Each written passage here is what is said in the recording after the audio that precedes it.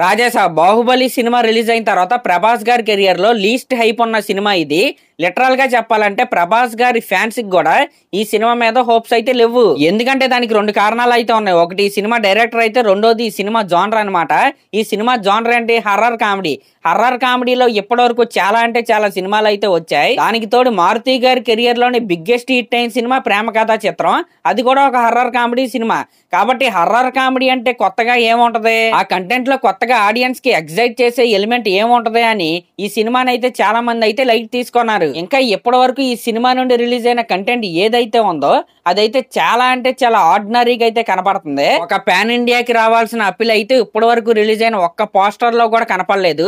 ఎగ్జెప్ట్ ఒకే ఒక పోస్టర్ అనమాట, old getup ఒకటి అయితే ఉంది కదా, అదైతే కొద్దిగా డిఫరెంట్ గా అయితే అనిపించింది, బాగుంది కూడా. ఇంకా ఇప్పటి వరకు ఈ సినిమాకి జరిగిన పాజిటివ్ థింగ్ ఏంటంటే ప్రభాస్ గారి లుక్స్ అయితే చాలా అంటే చాలా బాగున్నాయి. రిలీజ్ అయిన ప్రతి పోస్టర్ లో కూడా ఆయన లుక్స్ అయితే ఎవ్వరూ కామెంట్ చేయలేదు. ఇలా ఈ సినిమా మీద హైప్ లేకపోవడానికి చాలా అంటే చాలా కారణాలు అయితే ఉన్నాయి.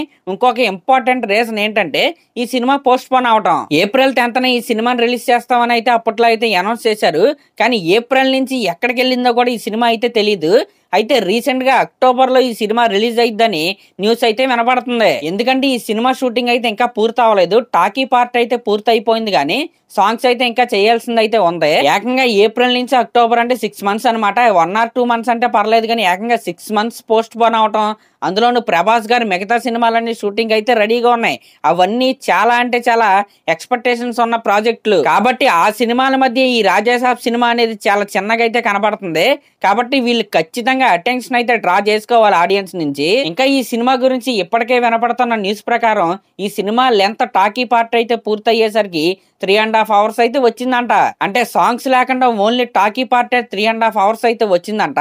నిజంగా ఇదైతే చాలా అంటే చాలా ఎక్కువనే చెప్పాలి. ఇంకా సాంగ్స్ అయితే యాడ్ చేయాల్సింది అయితే ఉందా, ఆ సాంగ్స్ యాడ్ చేసిన తర్వాత ఆ లెంత్ అయితే ఇంకా 10 or 15 minutes అయితే పెరిగిపోద్ది. కాబట్టి ఇప్పుడు ఆ లెంత్ ని కట్ చేసే పనిలో వీళ్ళైతే ఉన్నారు. లెంత్ ని కట్ చేయడం అనగానే నాకు ఫస్ట్ మైండ్ లోకి వచ్చే సినిమా గేమ్ చేంజర్ అనమాట. ఆ సినిమా లెంత్ ఏకంగా టోటల్ ఫుటేజ్ 5 గంటలు అయితే వచ్చింది. ఆ 5 గంటల దాన్ని 2 hours 45 minutes కి అయితే కోసి మనకైతే వదిలేరు. మరి లెజెండరీ డైరెక్టర్ అని శంకర్ గారి పనితనం గేమ్ చేంజర్ సినిమాకి అయితే అలా ఉంది. ఇండియన్ 2 కొన్ని రోజులు, ఇండియన్ 3 కొన్ని రోజులు, గేమ్ చేంజర్ కొన్ని రోజులు తీసి 3 పోగొట్టాడు అనమాట. సర్లేండి, ఇప్పుడు దాని గురించి మనకి ఎందుకులే గానీ డైరెక్టర్ మారుతి గారు, డైరెక్టర్ శంకర్ గారు చేసిన తప్పు అయితే ఖచ్చితంగా చేయకూడదు. సినిమాలో ఉన్న సోల్ నైతే చంపకుండా ఆ సినిమాని కట్ చేయాలని నేనైతే కోరుకుంటున్నా. సినిమా ఇప్పుడు 3.5 hours అయితే వచ్చింది కాబట్టి ఒక 10 or 15 minutes కట్ చేస్తే పెద్ద ప్రాబ్లం అయితే ఉండదు. ఎందుకంటే 3 గంటల కంటే ఎక్కువగా ఉన్న సినిమాలని జనాలు చూస్తున్నారు. ఫర్ ఎగ్జాంపుల్ అర్జున్ రెడ్డి కావచ్చు, రంగస్థలం కూడా నియర్ గా 3 hours అయితే ఉంటది. పుష్ప 1 కావచ్చు, పుష్ప 2 కావచ్చు, యాన్యువల్ కావచ్చు, సినిమాలు బాగుంటే ఖచ్చితంగా జనాలు అయితే సీట్లలో కూర్చుని సినిమా అయ్యేంత వరకు అయితే చూస్తున్నారు. కాబట్టి సినిమాని ఎలా పడితే అలా కట్ చేయకుండా ఆ సినిమాలో ఉన్న సోల్ ని కాపాడుతూ ఈ సినిమాని గనక ఎడిట్ చేసి వదిలితే చాలు, జస్ట్ పాజిటివ్ టాక్ వస్తే చాలు, మిగతాదంతా మన ప్రభాస్ గారు అయితే చూసుకుంటాడు. కాకపోతే వీళ్ళు ఇక్కడ అర్జెంట్ గా చేయవలసిన పని ఏంటంటే ఈ సినిమాకి సంబంధించిన టీజర్ ఏదైతే ఉందో దాని గురించి ప్రభాస్ గారి ఫ్యాన్స్ అయితే చాలా అంటే చాలా ఈగర్గా అయితే వెయిట్ చేస్తున్నారు.